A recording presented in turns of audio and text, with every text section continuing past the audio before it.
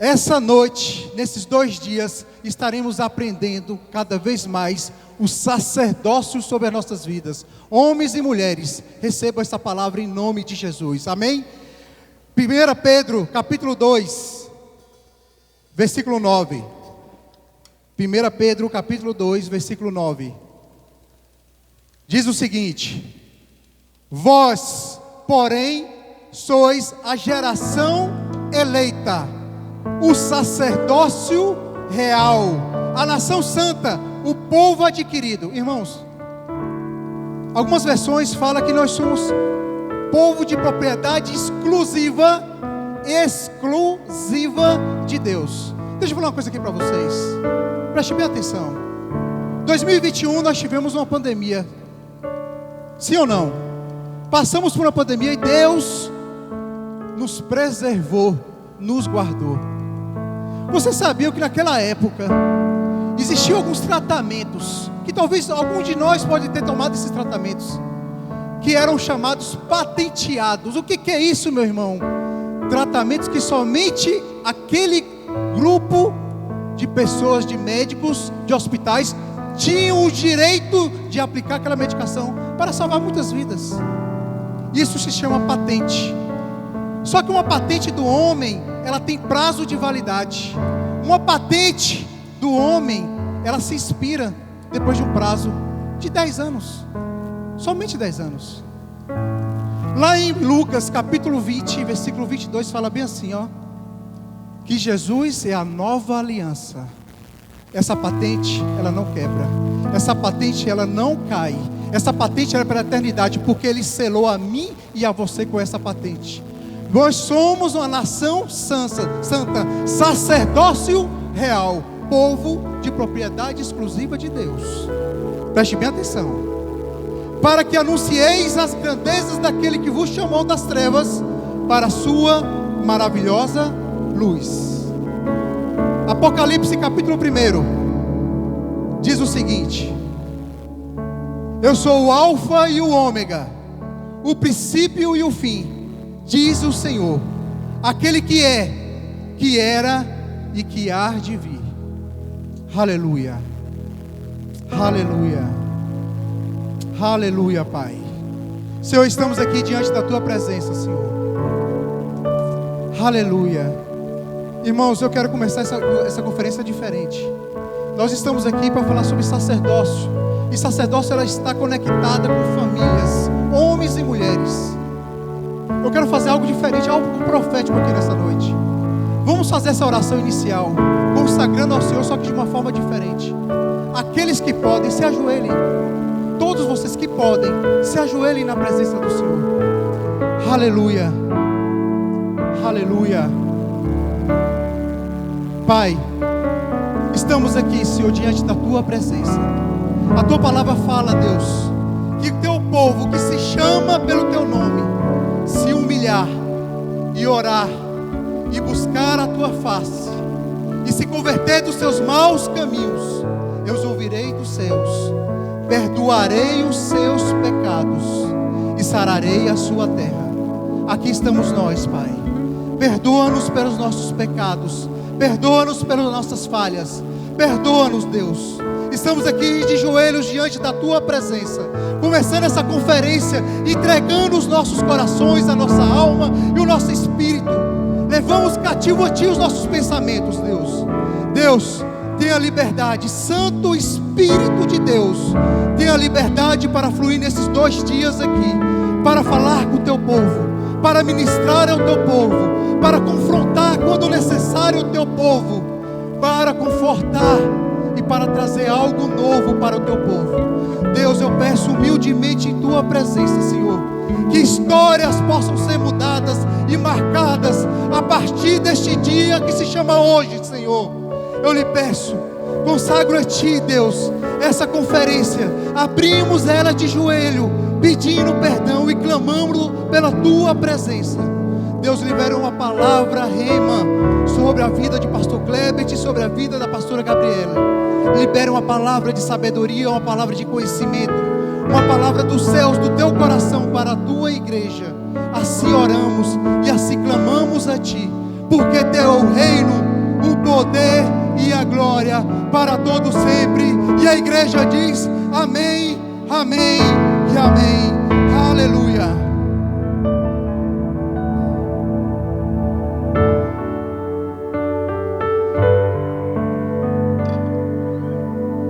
Aleluia. Boa noite, igreja. Boa noite, igreja. Paz seja convosco, amém? É um motivo de muita alegria estarmos aqui. Deus, Ele nos concedeu essa graça. Em João, capítulo 15, versículo 16, vai dizer assim: não me escolhestes vós a mim, mas eu vos escolhi a vós, e vos nomeei para que vades deis frutos, e o vosso fruto permaneça, a fim de que tudo quanto em meu nome pedis ao Pai, Ele os conceda. Aleluia. A Bíblia é clara em dizer que nós não escolhemos a Deus, mas Ele sim nos escolheu. Isso aqui que está acontecendo é chamado graça, é chamado favor imerecido, porque se não fosse pelo sacrifício de Jesus na cruz, talvez hoje nós estaremos lá fora do templo ainda, porque ainda haveria um véu que nos iria separar. Mas hoje não, hoje estamos aqui diante da presença do Deus vivo e poderoso. Nós estamos aqui na presença do nosso Pai, do nosso Deus que é vivo e poderoso. Eu quero te convidar a entregar tudo a Ele nessa noite, entregar o teu melhor a Ele nessa noite. Eu quero te convidar a fazer deste culto como se fosse o seu último culto. Entrega o teu melhor a Ele nessa noite. Oh Espírito Santo, eu já sinto a tua presença neste lugar, Pai. Eu já sinto a tua presença neste lugar, Espírito Santo, porque nós preparamos, Senhor. Nós preparamos, Senhor, uma adoração, nós preparamos um louvor a Ti. Que o Senhor possa estar recebendo, Espírito Santo. Oh, aleluia.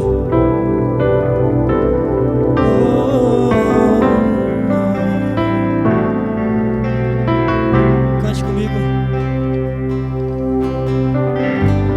Tudo está preparado aqui.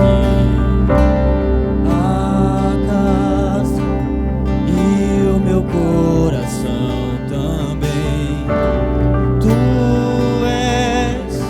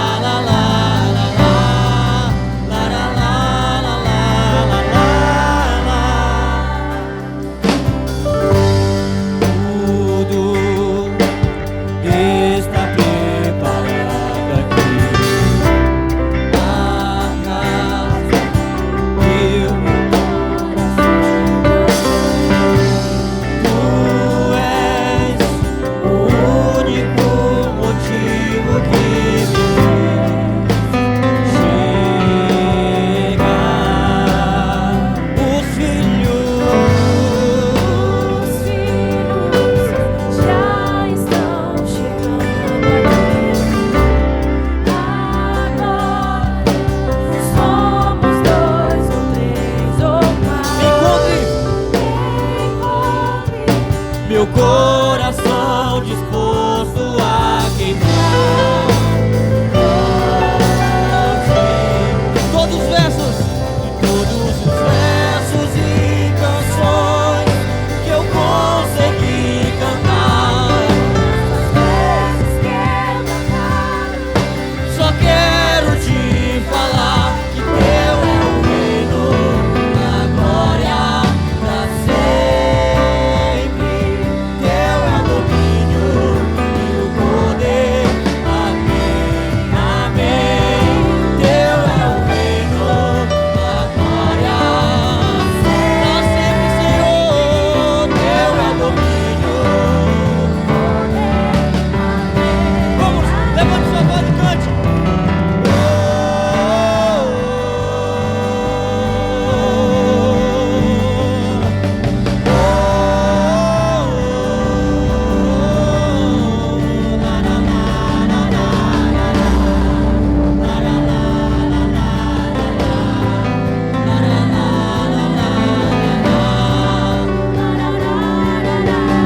Só tu és santo, cante.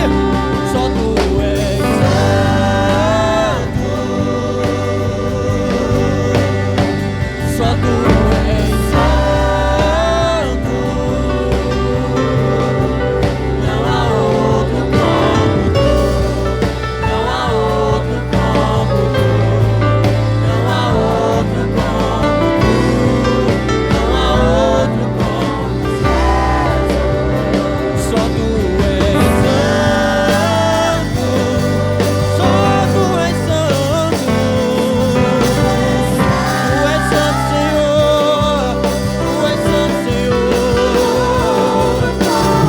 Oh, não há outro no céu, não há outro na terra igual a ti, Jesus. Igual a ti, Jesus. Só tu és santo. Só tu és santo. Cante, cante. Só tu és santo. Só Ele é santo. Só Ele é digno de receber minha adoração.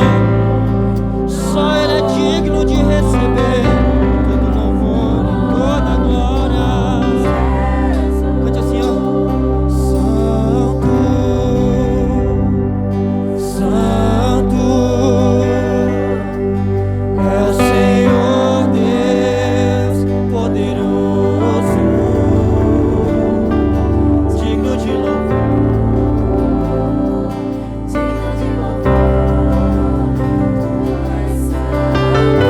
Levante sua voz, cante. É o Senhor Deus poderoso. Só tu és digno, Senhor, de receber toda adoração. O céu e a terra se encontram nessa hora. O céu e a terra se encontram nessa hora. Oh, levante sua voz e declare nessa noite: Tu és digno, Senhor. Tu és digno, Senhor. Santo,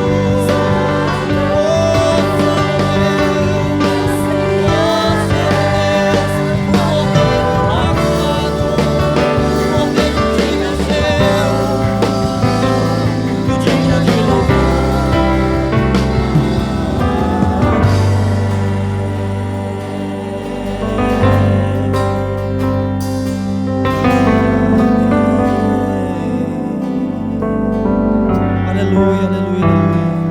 Aplauda o nome dele, aplauda o nome dele.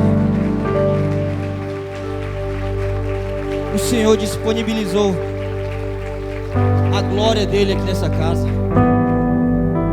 O Senhor disponibilizou a glória dele nessa casa. Não sei se você entendeu, é porque a glória de Deus não se encontra em qualquer lugar, não. A presença de Deus, ela não se encontra em qualquer lugar, mas Ele, com a sua infinita graça e misericórdia, desceu aqui, está aqui neste lugar. Por isso eu quero te convidar a não perder tempo. Não perder tempo, porque cada segundo deste culto aqui é especial, é único e especial. Cada minuto que você ganha aqui nessa presença. É ganho, não é perca não, é ganho. Cada minuto aqui é ganho. Então comece a ganhar os seus minutos adorando ao Senhor Jesus. Comece a ganhar os minutos adorando o Senhor Jesus, porque Ele já está vindo para buscar a noiva lavada e remida no sangue do Cordeiro. Aleluia.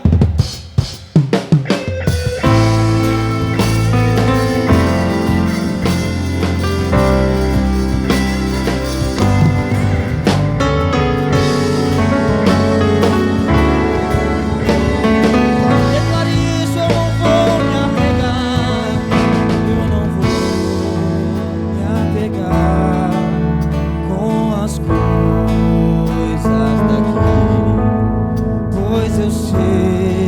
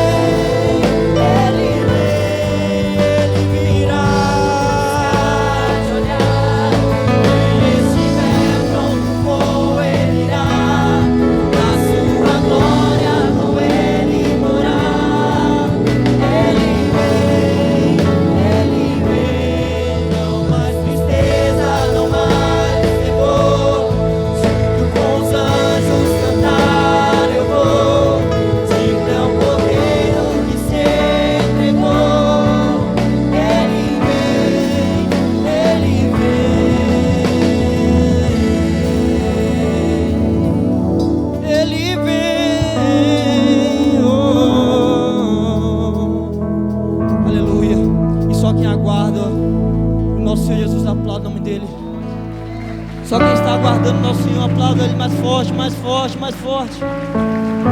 Oh, aleluia. Oh, aleluia. O Senhor, Ele habita no meio dos louvores. O Senhor, Ele habita em meio dos louvores.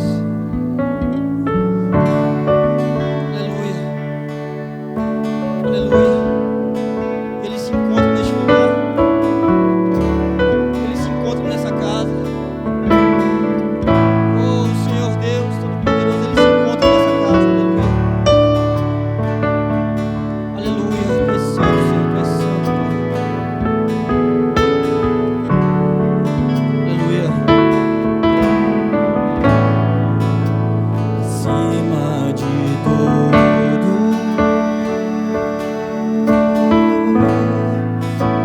acima de tudo, está o Senhor entronizado.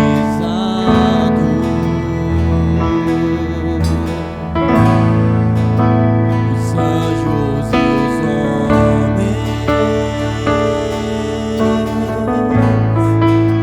os céus e a terra,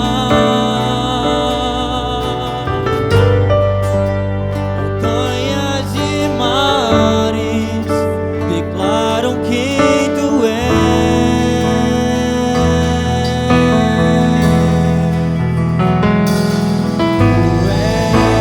Senhor e Rei, governas sobre o universo, justo e fiel, vestido de glória e poder, coroado estás, pra sempre reinarás, prostrados aos Teus pés, erguemos o Teu santo nome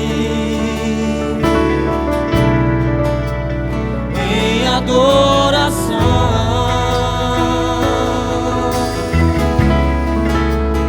Nos entregamos a Ti, toma o Teu lugar e habita entre nós,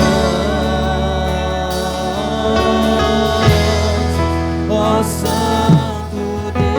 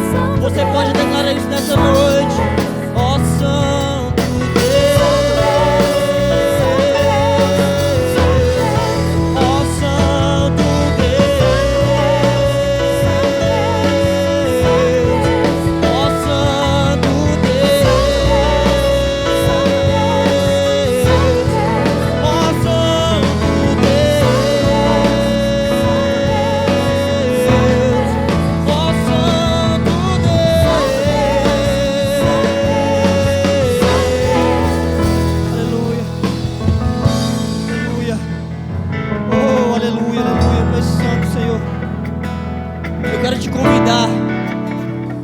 te convidar a pensar nessa hora naquela pessoa que você conhece que está com depressão. Eu quero te convidar nessa hora a você a pensar naquela pessoa que você conversou esses dias e ela falou que estava com desejo de se matar. Eu quero que você pense nessa hora naquela pessoa que falou para você que estava desempregada. Eu quero que você pense naquela pessoa que perdeu um ente querido recentemente e está amargurado de espírito. Eu quero que você pense em alguém que está numa situação difícil, alguém que está numa situação complicada, alguém que o médico já desenganou, alguém que está no UTI nessa hora, alguém que está num presídio talvez, alguém que está num leito de enfermidade. Eu quero que você pense nessa pessoa. Ah, mas por que, Rafael? Porque nesse momento nós vamos interceder por essa pessoa. E o Espírito Santo, o Espírito de Deus, ele vai nessa hora de encontro essas almas lá fora. O Espírito Santo vai de encontro essas pessoas lá fora nessa hora. Enquanto estivermos adorando aqui nessa noite, o Espírito Santo vai visitar o coração amargurado. O Espírito Santo vai visitar o desempregado. O Espírito Santo vai visitar aquele que está querendo se matar. O Espírito Santo, ele vai visitar os presídios. O Espírito Santo, ele vai visitar as esquinas. O Espírito Santo vai visitar as rodovias. O Espírito Santo, ele vai visitar a sua casa, a sua família. Cante assim, ó, cante assim, ó. Cante assim, ó. Esse é o momento de adorar. Não precisa olhar para mim, eu não tenho nada para te oferecer.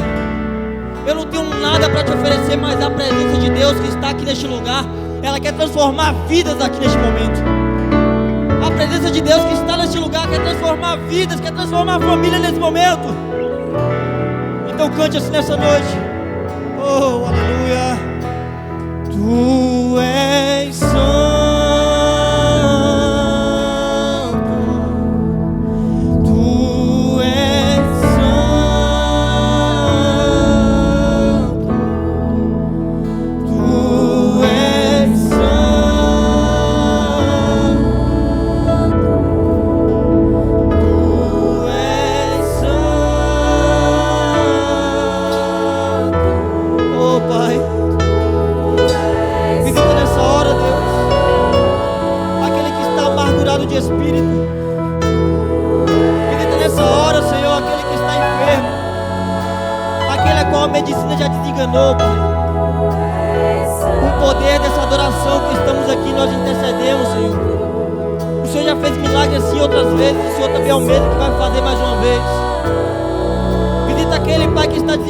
Ou desempregado neste momento.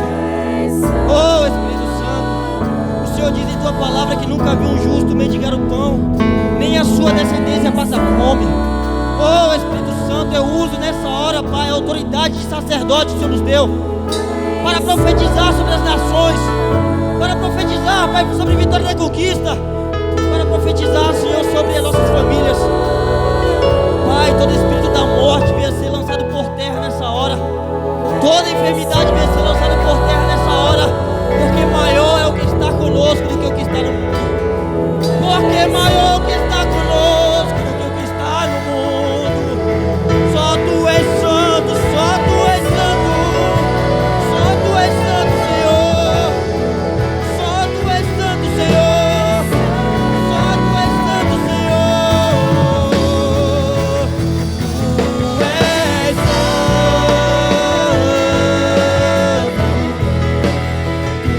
Tu és santo.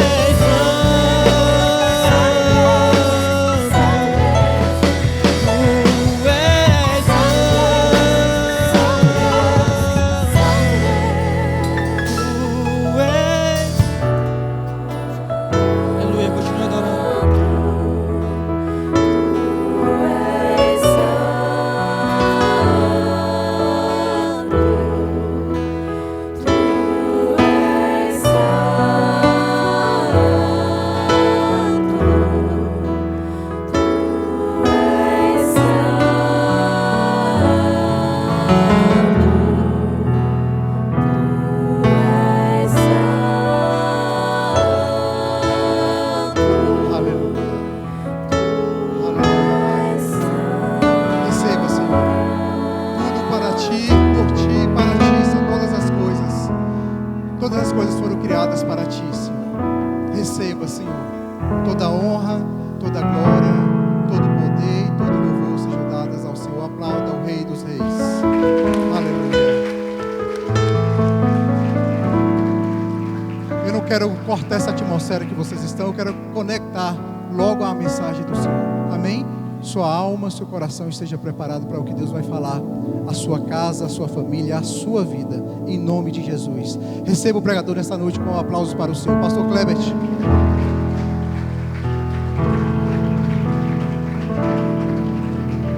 te abençoe, filho. Se assente no seu lugar. Incline sua cabeça. Feche os seus olhos por um minuto. Começarmos a compartilhar a palavra com Deus, eu queria que você tivesse um momento de introspecção aí agora.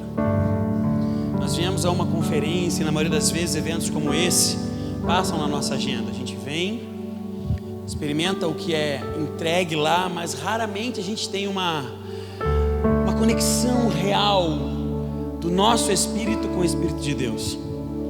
Eu costumo dizer que toda oportunidade que nós temos, eu estou vendo um monte de gente olhando para mim, eu pedi para inclinar as cabeças e fechar os olhos, para que você seja ministrado enquanto eu falo. Eu já vivi e vi muitas experiências de pessoas em que se reúnem em um lugar como esse, experimentam tudo que oferecem, mas se esquecem de ser parte do que isso aqui é. Talvez até abençoado por uma palavra que é recebida, mas não deixa de fato que o teu espírito se misture com o espírito dele, sabe? Eu aprendi que cada oportunidade que nós temos de nos encontrar com a presença de Deus é única. Cada oportunidade que nós temos de nos encontrar com a presença de Deus é única. Porque cada vez que nos encontramos com ela é algo novo que vem sobre nós. Deus não derrama unção repetida, Deus não derrama remas repetidos. Tudo que é manifestado da parte do Senhor para conosco é novo. Assim como a sua palavra se renova a cada manhã, tudo que Ele ministra sobre nós, todas as feituras de Deus sobre as nossas vidas, é novidade sempre que nos alcança, sempre que nos toca. E às vezes nós estamos muito envolvidos nas conjecturas do nosso dia, nos eventos, nas festividades, nos compromissos de trabalho. Estamos envolvidos em uma série de coisas que nos esquecemos de literalmente nos envolver com a presença de Deus. Porque a presença de Deus, ela não vem por uma performance, ela não vem por um barulho, ela não vem por uma quantidade de coisas que são faladas pelo pregador. Ela vem pela conexão da nossa alma com o Espírito. E às vezes a única coisa que a gente precisa é de silenciar todas as coisas em nós, para que a voz do Senhor soe a ponto de conseguirmos ouvi-la naturalmente. E às vezes os nossos cultos, eu digo isso como pastor de igreja, nós nos preocupamos muito em encher os nossos cultos de informação. E aí nós temos louvores maravilhosos, uma pregação maravilhosa, apresentações extraordinárias em dança, teatro, ou qual seja o ministério, mas não temos o tempo de ouvir o que o Senhor quer falar comigo, na minha individualidade, na minha peculiaridade. Por isso, antes de começar a pregar, eu queria que você tirasse um minuto que fosse para se conectar com o Espírito Santo, para que de fato haja um envolvimento da sua alma com o Espírito de Deus, para que o que começou há 45 minutos atrás não pare aqui, mas perpetue sobre a sua vida ao continuar desse dia, ao amanhecer do amanhã e os dias que estão à sua frente. Então prepare o terreno do seu coração para que de fato o que vai acontecer agora penetre em você, porque antes de plantar a semente nós precisamos arar a terra. E esse tempo que eu quero que você tenha com você é a preparação do seu coração, para que a boa semente do Senhor alcance o solo fértil do seu coração e dê frutos e frutos que permaneçam. Você sabe exatamente como está a sua vida. Eu não preciso ministrar nada específico agora, você se conhece. A gente finge que não sabe, mas a gente sabe. Então agora, feche os teus olhos literalmente e tenha o seu 1 minuto de silêncio aos ouvidos, mas de expressão da tua alma para com o Espírito Santo de Deus.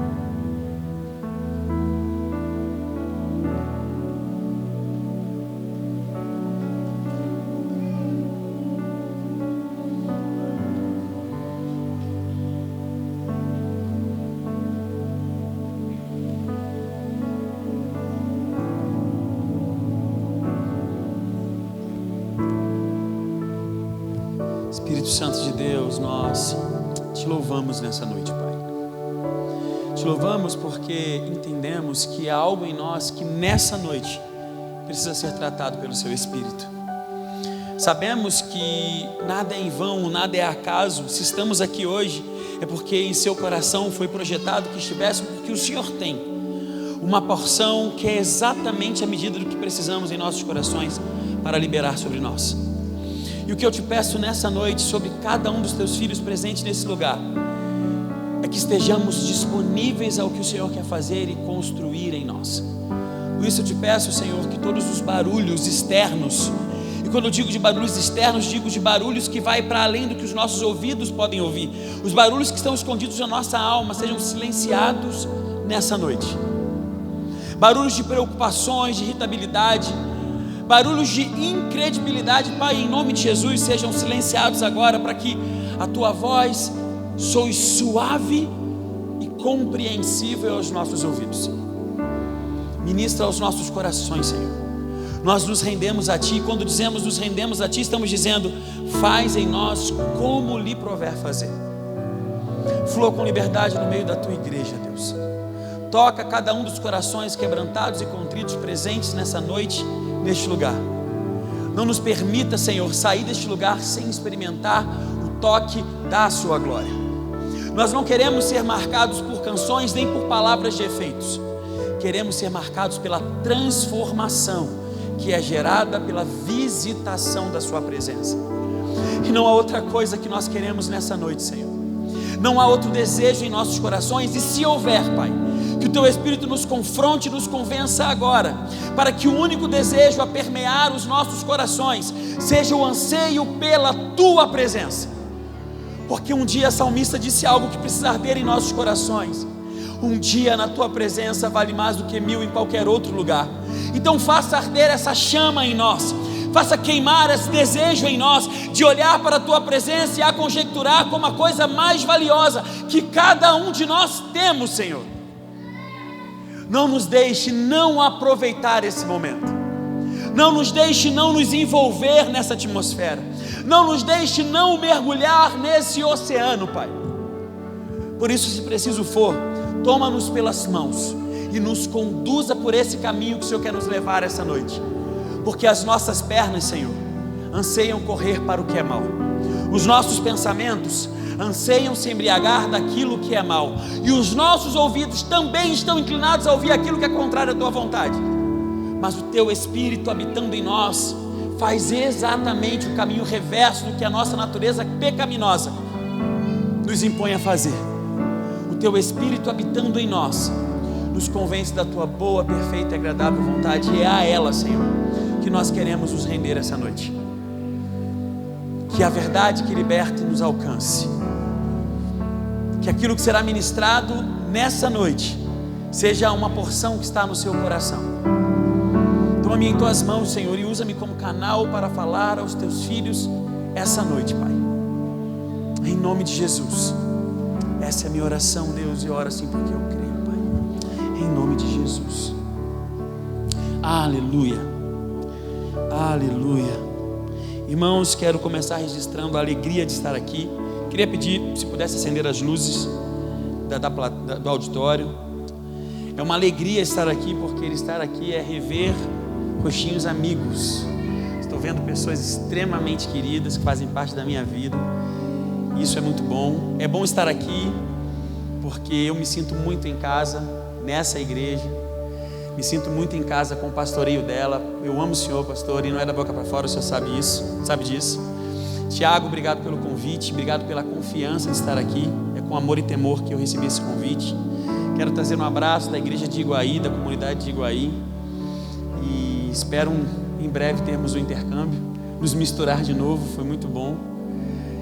E trago um abraço da minha esposa e do meu filho, que é o negão mais bonito do Brasil. Mas vamos para o que interessa. Vocês não vieram aqui para me ouvir falar da minha família. Vocês vieram aqui para serem ministrados pela palavra de Deus. Quantos querem? Glória a Deus. Eu costumo dizer que o Senhor sempre nos dá a medida da nossa expectativa. Quanto mais expectativa nós temos, mais o Senhor derrama sobre nós. Ele sempre nos dá a medida da nossa expectativa. Então eleve as suas expectativas, não pelo pregador que vos fala, mas pelo Espírito que vai operar em vós através da fé de vocês. Elevem a expectativa de vocês, elevem mesmo a expectativa de vocês, porque eu sei que o Espírito Santo pode se movimentar no nosso meio de forma sobrenatural, e que talvez você saia daqui edificado como nunca pensou ser, curado como nunca pensou ser, restaurado como nunca pensou ser. E não tem a ver com o louvor que foi ministrado ou com a pregação que vai ser ministrada, tem a ver com o teu coração, porque Deus não se manifesta ao soar de uma canção ou ao falar de uma pregação. Ele se manifesta no movimento de corações quebrantados e contritos, porque a este ele não resiste. Por isso eu creio que aqueles que nessa noite estiverem conectados com a presença de Deus, sendo quebrantados pelo Espírito Santo, serão ministrados e receberão porção dobrada do que Deus tem liberado para nós nessa noite. Bom, nós vamos ler um pouquinho do tema dessa conferência, que está em 1 Pedro capítulo 2, versículo 9. Vamos entender um pouquinho o que estava acontecendo aqui, o porquê que todas essas coisas foram ditas e feitas, para que a gente chegue à compreensão do que é sacerdócio. 1 Pedro capítulo 2, versículo 9. Eu queria pedir aos irmãos que fossem encontrando, que se colocassem de pé. Eu tenho por costume pedir para que a igreja se coloque de pé durante a leitura da palavra, em reverência à autoridade que está sendo mencionada aqui. Para nós que cremos, a Bíblia é a palavra de Deus revelada. Nada está para nós acima da autoridade do que a palavra de Deus tem. Então, automaticamente, como reverência, nos colocamos de pé quando uma autoridade fala. A leitura da Bíblia, ela é a autoridade de Deus sendo manifestada a nós através dos Escritos Sagrados. Está aqui no telão, eu gosto de ler o telão. Diz assim: mas vós sois a geração eleita, o sacerdócio real, a nação santa, povo adquirido, para que anuncieis as virtudes daquele que vos chamou das trevas para a sua maravilhosa luz. Podem se assentar.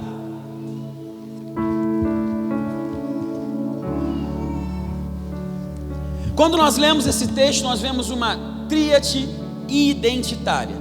3 fatores, aspectos de uma mesma personalidade que coexistem entre si, ou seja, uma única identidade sobre 3 características. O tema dessa conferência é sacerdócio, mas nós precisamos entender o que é sacerdócio sobre nós, porque infelizmente às vezes nós acabamos conjecturando coisas que não são realmente o que a Bíblia está nos dizendo, e trazemos entendimento que constrói uma coisa que não é real. Por isso que nós temos visto por aí afora uma série de novas doutrinas, de novos conceitos, de pregadores ensinando uma série de heresias, líderes se levantando e levando uma multidão para o abismo. Por quê? Porque não fazemos a síntese e a análise correta daquilo que a palavra realmente está nos dizendo. Preste atenção, o tema dessa conferência é sacerdócio. Eu sei que a galera gosta de me ver aqui no telão, que eu sou bonito pra caramba, mas tem como deixar o texto para eu poder interagir com o texto? chatinho, né? Pode falar, Rony. Tu pode, tem intimidade para isso. Nós precisamos entender o que de fato é aquilo em que estamos nos expondo.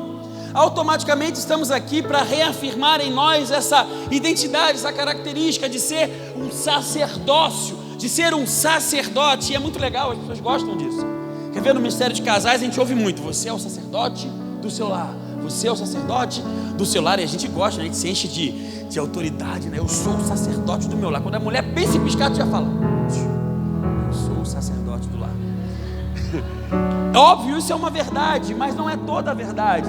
É preciso entender o que é sacerdote, o que é ser sacerdote, para reivindicar essa autoridade, porque a autoridade do sacerdócio, não está sobre o título, está sobre a missão. Nós vamos falar já sobre isso. Então, alguns maridos, revejam sua concepção de sacerdócio do lar, para você entender de fato qual que é a sua função enquanto sacerdote. Na grande maioria das vezes, ou na totalidade das vezes, nunca é sobre autoridade, é sobre serviço. E eu sei que vocês não gostam de ouvir sobre isso, mas vamos continuar. Nós vemos aqui, quando a palavra de Deus nos traz uma promessa, e entendam, essa promessa de sacerdócio sobre nós é liberada aqui em Pedro. É uma revelação dada a Pedro e entregue ao povo de Deus. Então essa é a base que nós temos e precisamos entender qual que é o contexto que se está inserida. Quando Pedro nos chama de sacerdócio real, ele coloca duas coisas antes. São duas identidades que acrescentam a identidade de sacerdócio real. Uma é geração santa e povo eleito. É preciso entender que essa é uma trina identidade liberada sobre nós. Elas coexistem juntas, não tem como agregar uma parte dela e abdicar da outra. É preciso entender que se eu estou trazendo sobre a minha vida a visão do sacerdócio real, automaticamente precisa ser incluída a questão de sermos uma nação santa e de sermos um povo eleito, que nós já vamos entender o que isso quer dizer. E isso é muito importante, por quê? Porque na maioria das vezes costumamos estabelecer relações separatistas em relação às atribuições dadas a nós pela palavra. Vou dar um exemplo extremamente interessante para vocês verem como nós costumamos a pegar só uma parte da palavra e aplicar a nós e rejeitar a outra. Todas as coisas cooperam. Isso todo mundo adora dizer. Todas as coisas cooperam para o bem daqueles que amam a Deus, Tiago. Todas as coisas cooperam para o bem daqueles que amam a Deus, Marcelino. E nós nos sentimos abençoados por isso. E quando estamos diante de alguma dificuldade, dizemos às pessoas à nossa volta: fique tranquilo, porque todas as coisas cooperam para o bem daqueles que amam a Deus. Isso é quase como uma promessa dada a nós, não é verdade? E aí a gente começa a fazer planos e a criar projetos baseados e esperançosos nessa promessa de que todas as coisas vão cooperar para o meu bem, porque eu creio em Deus, porque eu sirvo a Deus.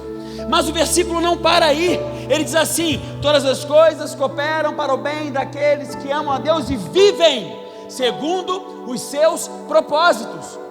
Traduzindo em miúdos, todas as coisas cooperam para que os propósitos de Deus se cumpram, e não as minhas vontades, não o que eu quero. Mas o que nós costumamos a fazer? Separamos um texto que condiz com a minha realidade de desejo e aplico essa realidade de desejo sobre mim. A mesma coisa se dá quando nós falamos de sacerdócio, principalmente nesse tempo em que os títulos estão extremamente valorizados, porque cada dia que passa hoje já tem semideus aí, daqui a pouco estão banalizando as funções eclesiásticas. Tem gente que não tinha condição de secar o chão do lado de fora da igreja e é apóstolo. Por quê? Porque estão na briga por autoridade, estão na briga por cargos, estão na briga por poder. E quando nós trazemos para o sacerdócio, nós estamos falando de algo extremamente profundo e precisa ser cuidadosamente analisado para que não nos equivoquemos na ideia do que é sacerdócio, e ao invés de construir algo de Deus no nosso coração baseado no sacerdócio real, construamos algo que nos afaste da presença de Deus. Logo, em nosso contexto, geração eleita, sacerdócio real e nação santa não podem se separar, não podem estar distintas. Não tem como eu falar de sacerdócio real sem que antes eu traga a concepção de que somos também povo eleito e geração santa.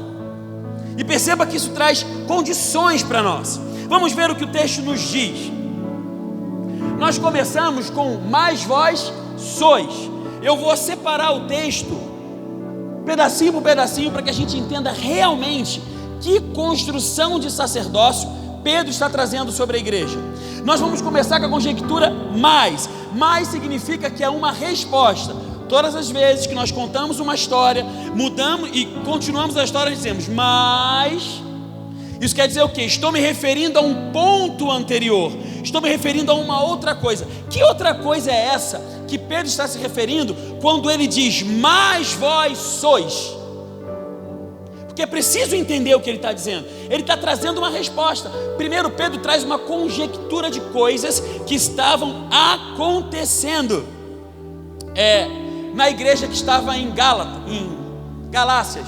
Precisamos entender o seguinte. Bom, essa carta foi escrita por Pedro. A despeito de Pedro ser líder da igreja em Jerusalém, ele escreve a igreja que está no norte da Galácia.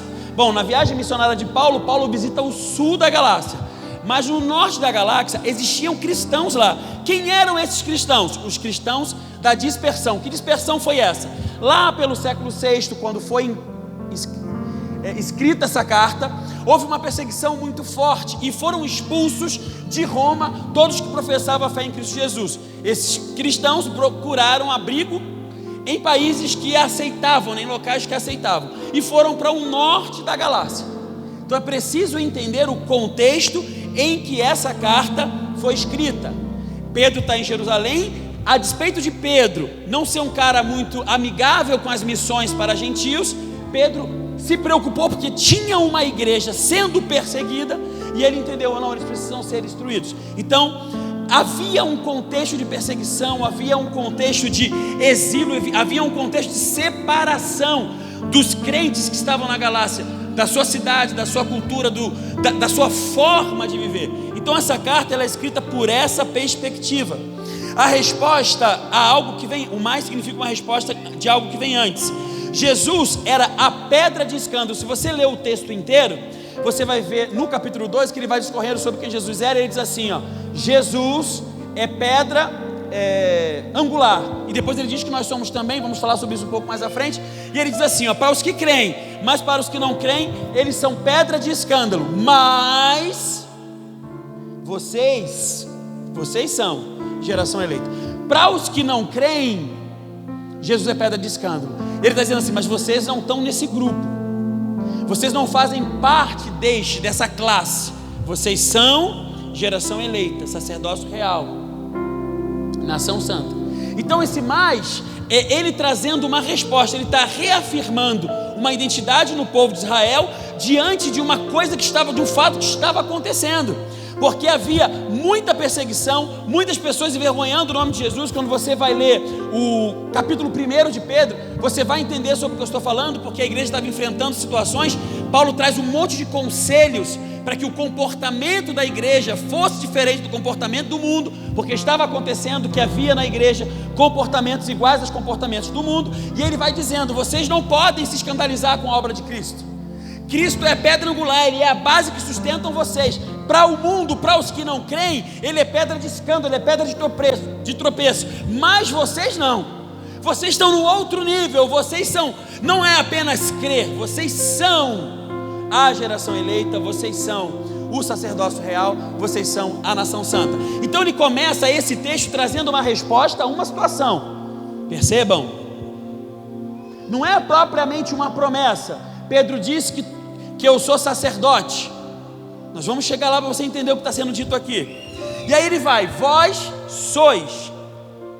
Esse vós sois é coletividade, igreja, junção, uma autoridade atribuída ao corpo.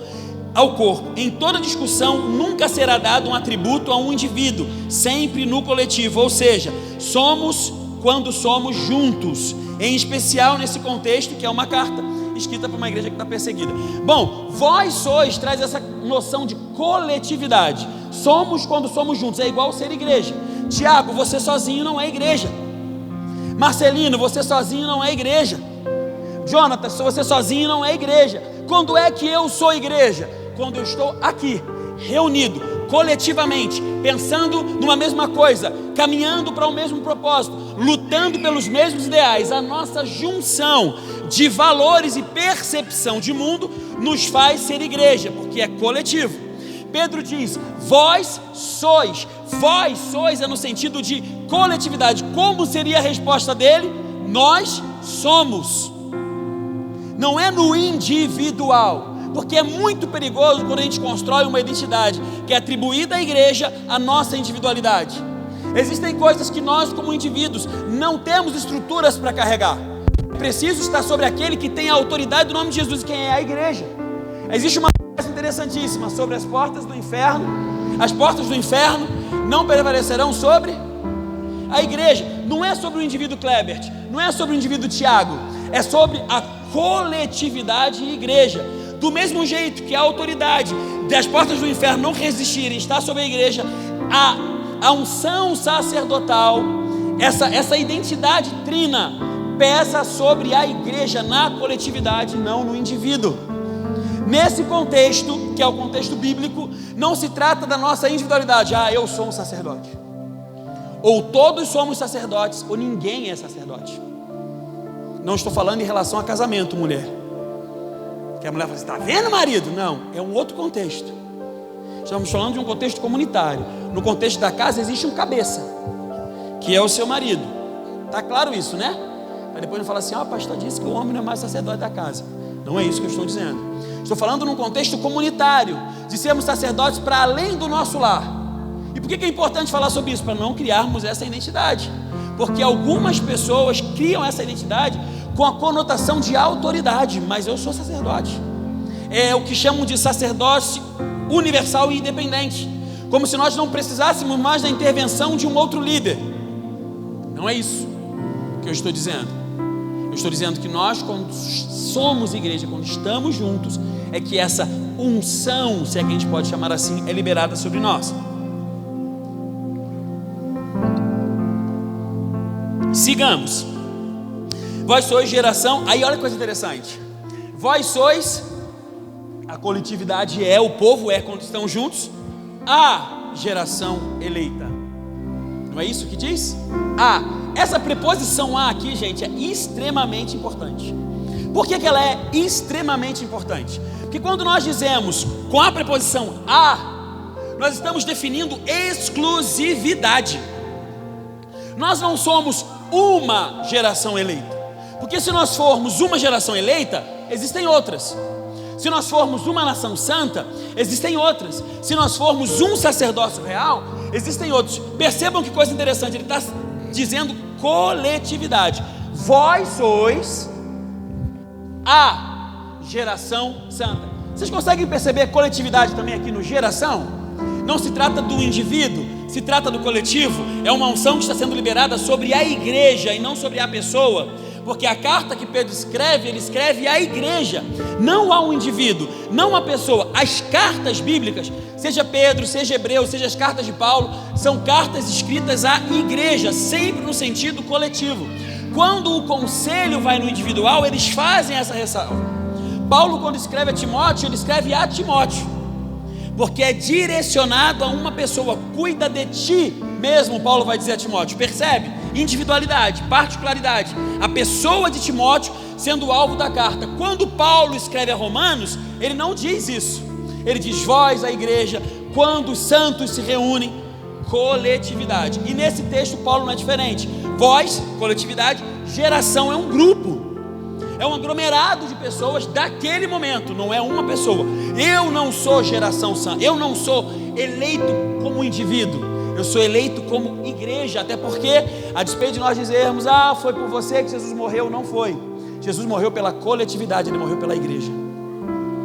Jesus morreu pela coletividade, não pela individualidade.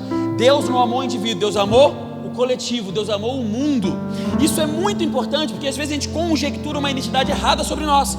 Nós nos sentimos a última bolacha do pacote. Afinal de contas, Deus morreu por mim. Afinal de contas, eu sou sacerdócio real. Afinal de contas, todas as coisas que operam para o meu bem. E nós não somos a última bolacha do pacote. Essa conjectura está errada sobre nós. Nós precisamos entender que todas as virtudes que a Bíblia traz sobre nós, traz enquanto igreja. O Espírito Santo vai ser derramado sobre toda a carne. É sempre no coletivo, nunca é no individual, nunca é uma coisa egoísta. Até para que o homem saiba que é por graça e não por merecimento. Se o plano de Deus foi individual para o Tiago, Tiago vai conjecturar a ideia de que ele é merecedor. Por isso que o Tiago vive, é remanescente do que Deus derrama sobre a igreja.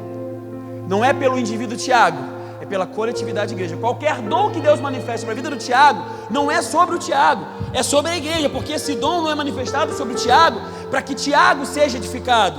Todo dom é manifesto aos homens para que haja edificação de quem?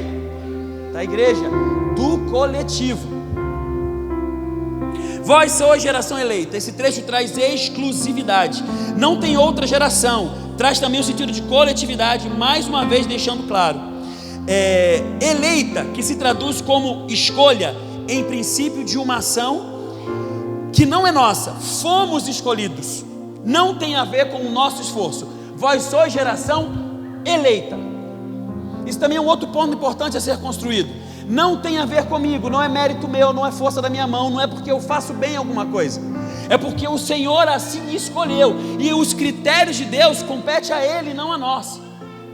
Nós não estamos aqui pela nossa competência, nós não estamos aqui pelos dons que nós temos, pelo contrário, nós temos o dom que temos porque fomos por Ele primeiro escolhido. Não é mérito seu. Se você se acha, se você pensa, você cria na tua cabeça a ideia de que tem alguma coisa em você que fez de você merecedor ou um queridinho de Deus, esquece.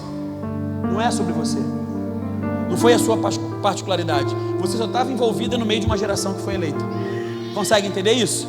Você só está envolvido no meio de uma geração que foi eleita e nada mais. Sigamos. O sacerdócio real. Olha que coisa interessante. Não existe outro sacerdote. O que ele está dizendo é: isso aqui é uma coisa exclusiva daqueles que creem, para aqueles que creem, através daqueles que creem.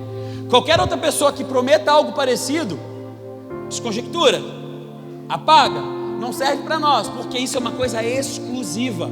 Nós não somos um. Isso é muito importante, irmãos. Nós, enquanto igreja, não somos um. Tem aqui ainda, meu amigo, mas pode deixar aqui, obrigado. Nós não somos um, nós somos o. É como dizer, Deus, ele não é amor, ele é o amor. Se eu digo que ele é amor, qualquer outra pessoa também pode ser amor. Então toda a fonte, toda a identidade é nutrida nessa verdade. Na verdade, de que somos exclusivos enquanto eleitos, exclusivos enquanto nação santa, exclusivos enquanto sacerdócio real. Exclusivos de quem? Nós vamos falar sobre isso daqui a pouco. O para quem nós somos exclusivos. Continuamos. O sacerdócio real, trazendo exclusividade. Sois os escolhidos. Sacerdócio é uma questão missional. Isso é bastante importante. É uma questão missional. Não havia uma missão. Todo sacerdote, vamos entender agora a história do que é o sacerdote, né? Que todo mundo sabe que o sacerdote era uma função atribuída a homens de uma tribo. Que tribo era essa? Tribo de Levi. E esses homens eram responsáveis pelo quê?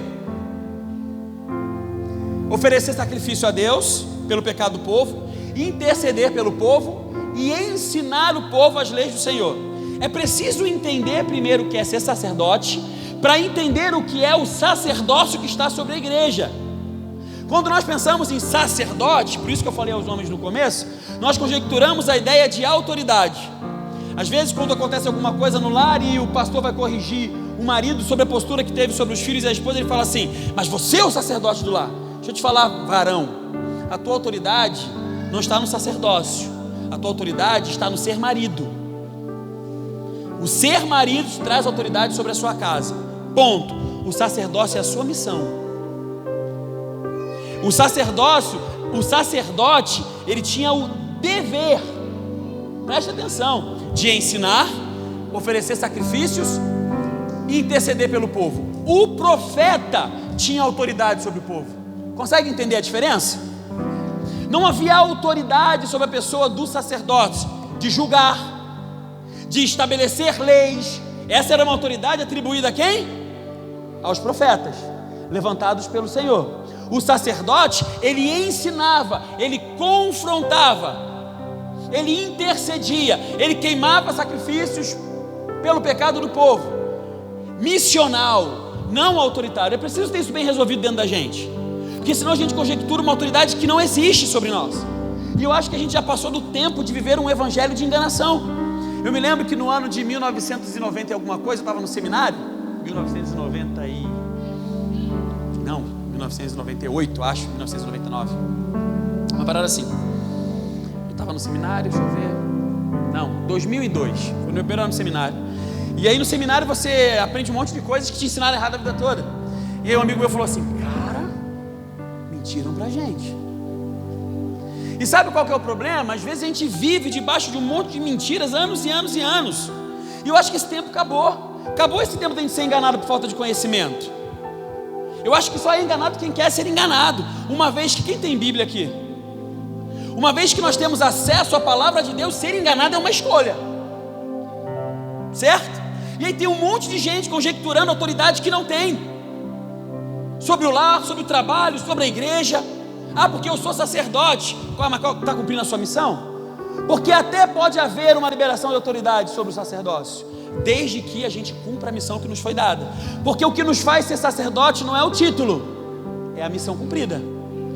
O que faz de mim ser missionário não é eu dizer que eu sou missionário, é a missão cumprida. O que faz de mim ser pastor não é me chamarem de pastor, derramarem o óleo da minha cabeça. Acreditem, isso não faz de mim pastor. O que faz de mim pastor é o pastoreio, é o cuidado para com as ovelhas, para aquilo que eu fui chamado. Então a autoridade não está sobre o título que sobre mim impera, mas sobre a missão que eu estou cumprindo. E aí tem muita gente reivindicando autoridade de títulos, mas não cumprindo a missão que está otorgada a esse título. É interessantíssimo falar sobre sacerdócio. E eu podia construir essa pregação por um caminho diferente, motivacional, e dizendo para vocês: a unção de Deus está sobre a sua vida, porque você é sacerdócio real, você é de linhagem real. Eu estaria mentindo, afagando o ego de vocês e construindo no seu coração diretrizes que te levariam a um caminho de engano e não te aproximariam de Deus. E nós não temos mais tempo de brincar de evangelho. Nós não temos mais tempo de brincar com as emoções, com a consciência das pessoas. Uma vez disseram para mim assim: ah, pastor, mas às vezes, para a gente não perder a ovelha, a gente precisa ocultar a verdade. Eu discordo, porque a única coisa que liberta é a verdade. E nos liberta do quê? De tudo que nos aprisiona pelo engano, desde o pecado à manipulação humana, seja familiar, no trabalho, na escola ou até mesmo na igreja. Então nós precisamos estar atentos para o tempo que estamos vivendo, para não deixar que falácias tomem lugar no nosso coração, e que não sejamos de fato, ou que não nos encontremos de fato com a vontade de Deus, porque estamos dando lugar a uma vaidade. Porque toda vez que fala de título, mexe com o nosso ego. As pessoas gostam disso, as pessoas gostam de autoridade. Quer saber quem é a pessoa? Dizia minha mãe: dá poder a ela. Às vezes o camarada é simples pra caramba na igreja, você colocou ele num cargo de liderança, deu ruim. O nariz empina, a arrogância sobe, o peito estufa, porque ele acha que a autoridade está sobre o nome, mas a autoridade está sobre a missão feita. A autoridade não está sobre o nome, a autoridade está sobre a missão cumprida.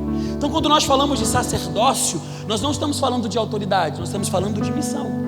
E entenda, eu acabei de dizer que o sacerdote é algo liberado sobre a coletividade. Então logo estamos falando sobre uma missão que é dada ao pastor Ruas.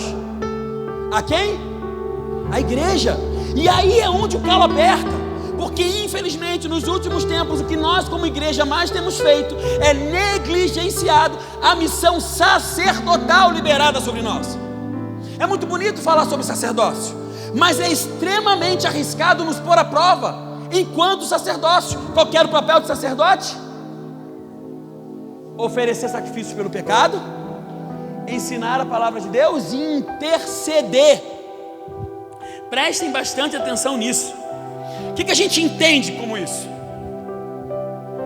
O que a gente entende como missão da igreja quando nós falamos de sacerdócio? Quando nós falamos de oferecer sacrifício pelo pecado do povo, preste atenção, era algo exclusivo da tribo de Levi. Inclusive, quando você continua lendo a carta de Pedro, você vai ver que alguns judeus confrontam Pedro. Peraí, Pedro, isso aí é uma coisa exclusiva da nossa cultura, isso aí é uma coisa exclusiva da nossa tradição. Você está dizendo agora que todos somos? É porque Pedro está dizendo assim: é porque a missão agora não é mais de um homem, a missão agora não é mais de uma tribo, a missão agora é para todos os que creem. Então ele estava escrevendo para os gentios que estavam na galáxia e deixando bem claro para os crentes que estavam em Jerusalém: a missão não é mais de um povo,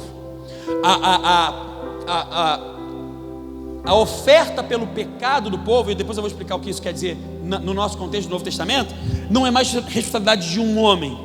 Agora, todos nós somos sacerdotes, todos nós cuidamos uns dos outros, zelamos pela alma um dos outros. Você consegue entender a profundidade do que é isso? Do que é receber sobre nós essa unção, se é que eu posso chamar assim, de sacerdócio real, sacerdócio a serviço de um rei.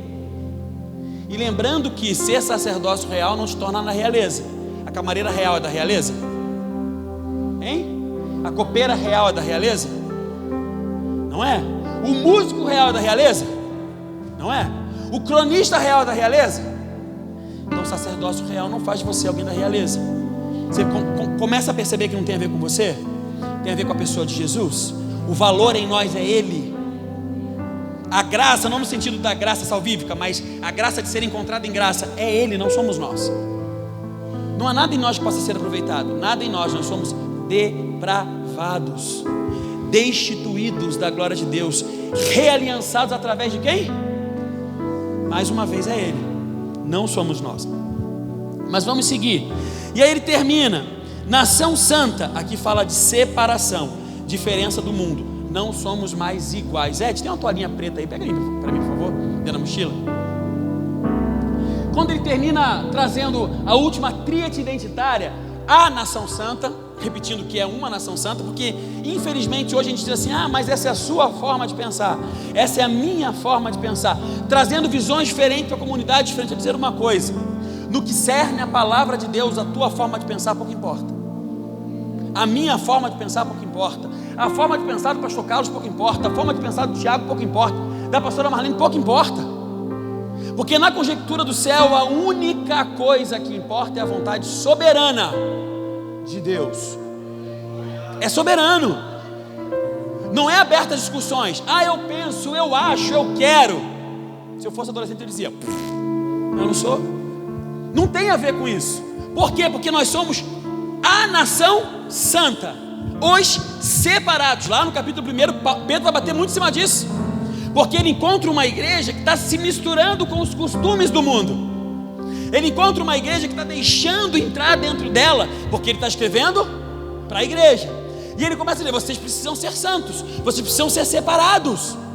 Quando ele chega nesse ponto aqui, mas vós sois, primeiro ele traz uma enxurrada de correções, uma enxurrada de exortação. Abandone as falácias, abandone a inveja, abandone o pecado. Obrigado.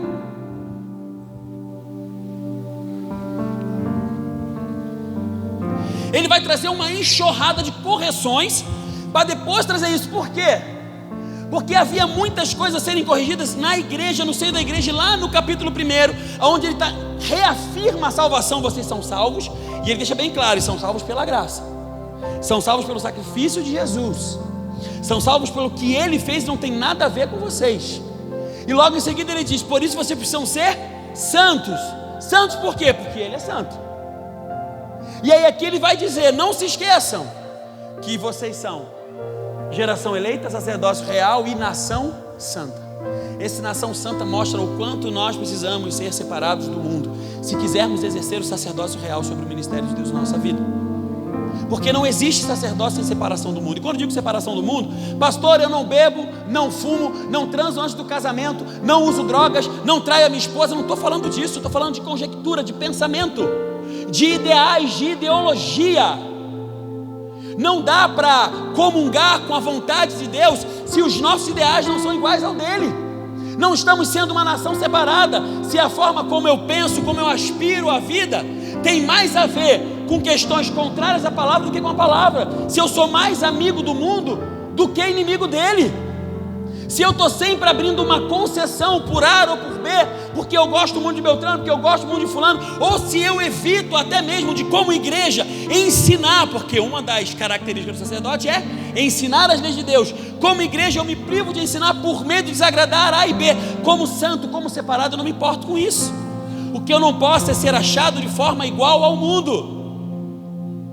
Crentes que agem igual ao mundo, crentes que pensam igual ao mundo, crentes que são desorganizados financeiramente, crentes que não agem com honestidade no seu trabalho, porque infelizmente criaram um quadradinho para o pecado.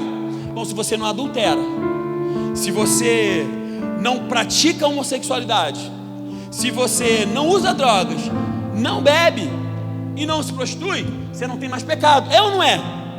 Criou-se ou não se criou-se uma forma para o que é pecado?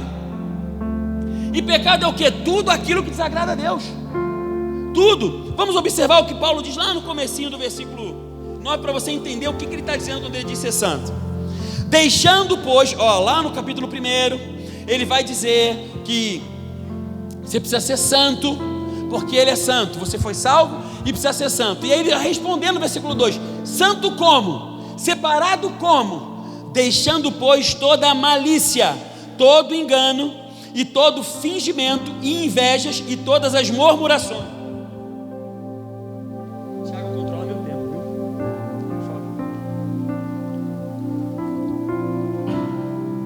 Deixando. Ele está escrevendo para quem? É para o descrente? É para o desviado? É para o camarada que está no bar? Que está se prostituindo na rua? Não, ele está escrevendo para quem? Então é notório que nesse contexto havia dentro da igreja, a igreja que recebeu esse manto profético do sacerdócio real, essa igreja que ele está escrevendo. E ele diz: deixando, pois, toda a malícia. O que é malícia? Em algumas versões é maledicências, falar mal, coisa que o crente adora. Fala mal do pastor. Do pastor, então, é erro hoje. Faz ideia de como falam mal da gente. Não faz ideia. Fala mal da gente no culto, abraça, beijo, te amo, pastor. Sentou o cacete na gente minutos antes. Ainda bem que esse povo não vai entrar no céu. Não vou ter que conviver com eles lá. Amém. Deixando toda a malícia. Depois ele diz engano, em outras versões é dolo. E a versão dolo para mim traz mais profundidade. O que é dolo? É você fazer o bem com a intenção errada ou fazer o mal e fingir que não fez. É a famosa hipocrisia. Deixando, e olha que coisa interessante, o texto é catedrático quando fala de santidade. Deixando toda, não é algumas. Ah, pastor, vou parar de falar mal, mas parar de falar mal daquela irmãzinha não dá. Parar de falar mal do ministério de louvor não dá. Parar de falar mal da mídia não dá. Parar de falar mal do diaconato não. Vou parar, mas não precisa ser de tudo, né, pastor? Até porque, né, ninguém é de ferro, não. Pedro é catedrático, deixando toda a malícia, todo o engano, totalidade, todo fingimento, toda a inveja. Olha quantas coisas presentes na igreja que não são combatidas hoje, não são pregadas e são presentes no coração de vocês. Porque se estava presente na igreja primitiva, pertinho de Jesus, imagina na gente. Mas não é, por quê? Porque enquadraram o que é pecado. Santidade é o camarada que não bebe, não fuma, não trai a mulher, não pratica homossexualidade, não vê filme pornográfico e dá um dízimo alto. Esse cara é santo. Tem um bom carro, ele é santo. A gente mede santidade hoje pelo que o cara tem.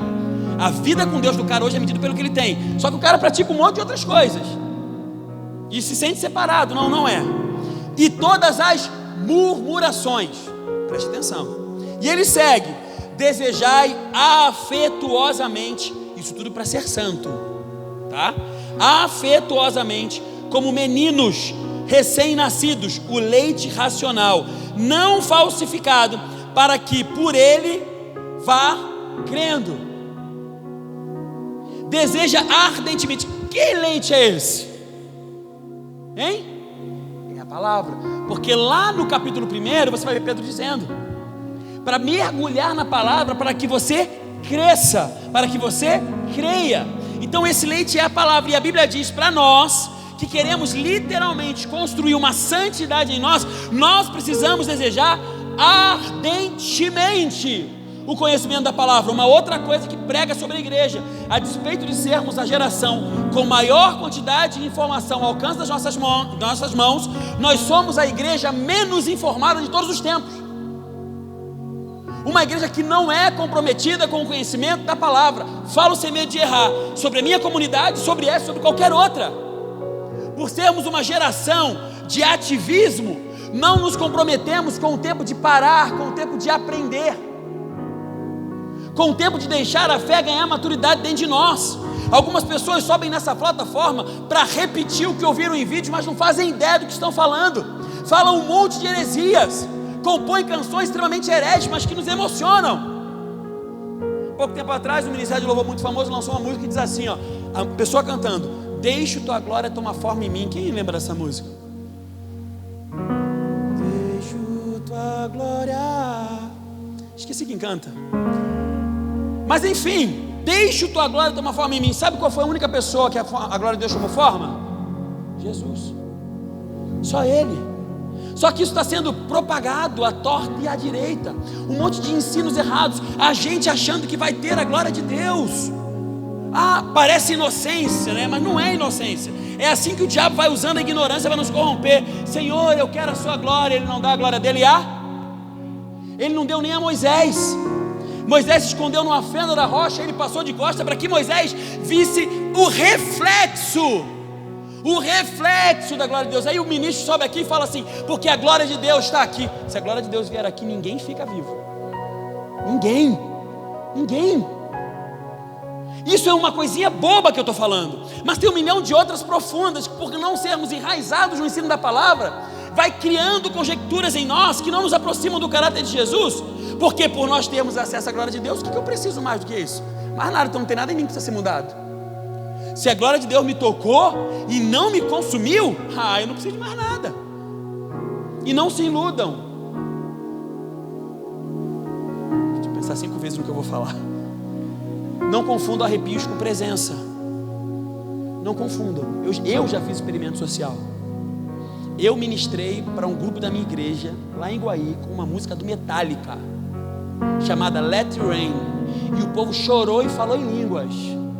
E eu assim, só olhando. E quando eu acabei, eu falei: vocês estão vendo como é que é a emoção? Essa música é de uma banda que vocês consideram satanista, inclusive. Porque a música tem poder sensorial. A maioria, vou dizer uma coisa para vocês correrem para o joelho e buscar muita presença de Deus. A maioria da igreja brasileira hoje nunca experimentou a presença de Deus. Porque a presença de Deus não vem em grandes reuniões. Ela vem no secreto. E a maioria das nossas experiências sensoriais são em grandes reuniões. O culto foi maravilhoso, eu me arrepiei. Mas sim, quando você se arrepiou na sua casa? E quando nós somos tocados pela presença de Deus, gente, tem 3 paralelos da presença de Deus. Ela nos constrange, confronta e transforma. Cada vez que somos tocados pela presença de Deus, nós somos constrangidos, por quê? Somos expostos à luz. Quando somos expostos à luz, a gente vê o que é de verdade. Quem já passou massa corrida numa casa? Está perfeita a parede, não está? E aí você pega uma lâmpada e coloca perto. Aparece o quê? Um monte de defeito. Porque quando nós somos expostos à luz, os defeitos aparecem. A presença de Deus é a luz de Cristo brilhando para nós. Quando nós somos expostos à luz, as nossas imperfeições, o nosso verdadeiro caráter é colocado à mostra. E aí nós somos constrangidos. Por quê? Porque sentimos o amor dele por nós. E o amor dele nos constrange exatamente pela ideia de sermos quem somos e não merecermos tal graça. Somos constrangidos. Quando somos constrangidos, somos confrontados, porque colocamos à prova aquilo que estamos vivendo e dizemos: isso não é para mim, essa não é a vida que Deus tem para mim. Somos confrontados, e quando somos confrontados, somos transformados. Então logo quando nós experimentamos o toque da presença de Deus, 3 reações acontecem em nós: constrangimento, confronto e transformação. A maioria da igreja brasileira não sabe o que é a presença de Deus, porque a presença de Deus se manifesta a nós dentro das nossas casas, em nosso secreto. Que eu não vou mandar você levantar a mão, mas é perceptível pelo estado social da nossa nação que nós não somos uma nação, falando enquanto igreja brasileira, que tem uma vida de oração, que tem uma vida de jejum, que tem uma vida de renúncia, que tem uma vida de confissão de pecado. E a gente nem fala mais disso hoje em dia. Então nós precisamos entender que se nós não desejarmos ansiosamente o conhecimento da palavra de Deus, nós não temos santidade em nós. E não é eu que estou dizendo, é Pedro. Quando chegar no céu, você briga com ele. E aí lá no versículo 4 ele vai dizer assim, ó: e chegando-vos para ele. Agora sabe um paralelo aqui, abrindo parênteses, interessante? Primeiro ele diz: deixando toda a malícia. Traduzindo, não é Deus que vai tirar a malícia de você, é você que vai. Esse verbo é imperativo, sou eu quem deixo. Deixando toda a malícia. Você vai deixar toda a malícia. Você que tem que desenvolver o desejo pela palavra. E desejos são desenvolvidos. E eu posso dizer isso por experiência própria. Até 3 anos atrás, 2 anos e meio, eu não suportava o cheiro de café. Minha esposa tomava café todos os dias.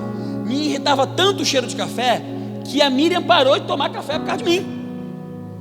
Ela foi no médico, estava com dor de cabeça, o médico falou que o café dava dor de cabeça. Eu comecei, ó, é o café, é o café, é o café. Ela parou de tomar café. Vim morar aqui na Bahia, quando eu vou fazer qualquer visita, o que me oferecem? E aí eu era um antipático. O pastor Mitidinho do Rio de Janeiro, não bebe café na casa de pobre, porque eu não suportava nem o cheiro.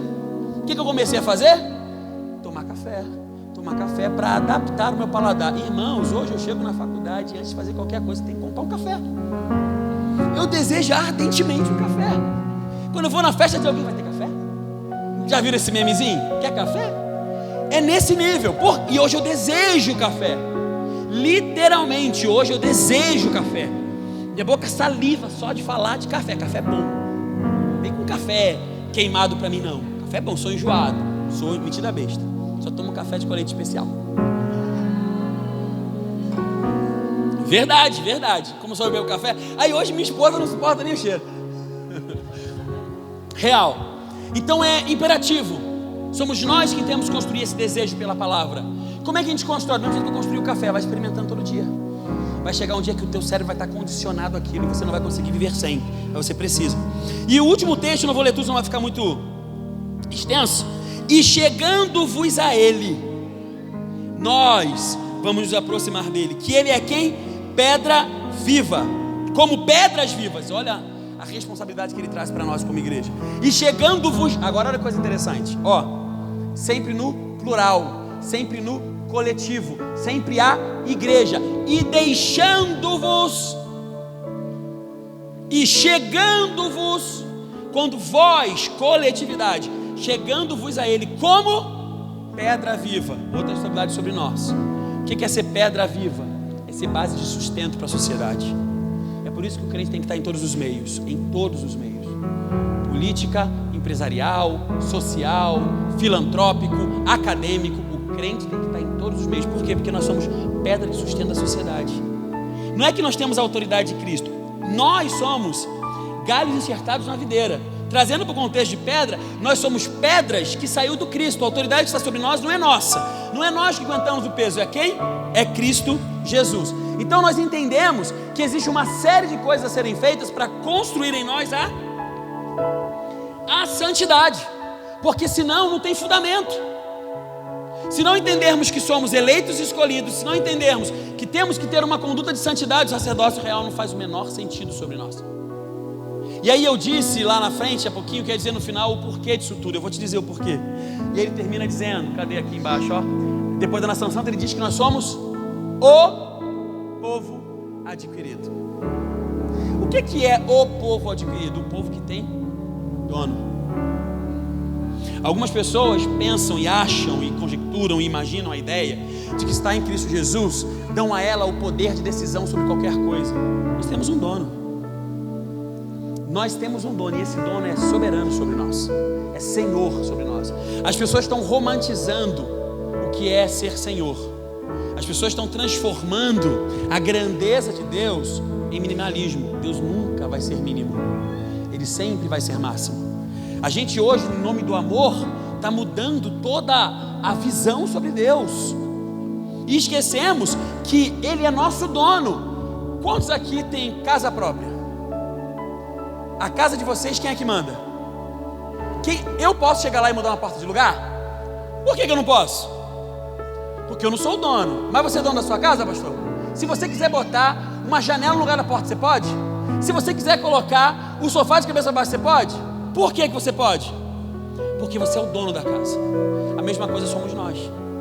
Nós não temos direito à escolha, uma vez que nós temos um dono e que nos diz através da sua palavra quais são exatamente os nossos comportamentos, os caminhos em que devemos andar, as escolhas que devemos fazer, porque antes de qualquer atribuição sobre ele é Deus. Isso é muito importante para quem quer exercer o sacerdócio. Lembrar que ele é Deus, porque hoje a gente lembra que ele é amor, a gente lembra que ele é graça, a gente lembra que ele é amigo, a gente se esquece que ele é um Deus de amor, ele é o Deus da graça, ele é o Deus da misericórdia. Antes do atributo, antes do adjetivo que qualifica, tem uma palavra que é suprema, que é soberana, que ele é Deus. Deus. Só que aí é mais interessante ainda. Próximo pro próximo. Nós fomos adquiridos por um propósito. O sacerdócio real. Olha, preste atenção nisso que eu estou finalizando. Nós somos geração eleita, nação santa, sacerdócio real por uma razão. Temos um dono. Temos um dono também por uma razão. Para quê? Percebe? Existe um fim, não é aleatório. Se você não compreende todas essas verdades, nada faz sentido na sua vida, porque nós somos geração eleita, sacerdócio real e nação santa para um propósito. Nós buscamos santidade, mergulhamos na palavra, abrimos mão dos nossos pecados por um propósito, para que anuncieis as virtudes daquele que vos chamou das trevas para a sua maravilhosa luz. Então qual que é o sentido disso tudo? Qual que é a razão disso tudo? É fazer de cada um de nós testemunhas do Cristo. Testemunha como? Falado. Porque hoje nós temos muitos testemunhos de Cristo. Textos extraordinários no Instagram, no TikTok, nos status do WhatsApp. Não tem a ver com o que nós falamos, tem a ver com o que nós somos, porque em nenhum momento Pedro conseguiu corrigir o discurso da igreja, ele corrigiu a postura, ele corrigiu o comportamento. Então, se nós queremos exercer o sacerdócio de Deus sobre a nossa vida, se nós queremos viver literalmente essa unção sacerdotal real derramada sobre nós, precisamos corrigir a nossa postura, o nosso comportamento, as nossas feituras, não a nossa fala, não o nosso diálogo. Não estamos falando de uma fé transmitida verborragicamente, estamos falando de uma fé transmitida pela vivência, pelo que somos. Pedro podia dizer: falem mais de amor, falem mais de Jesus.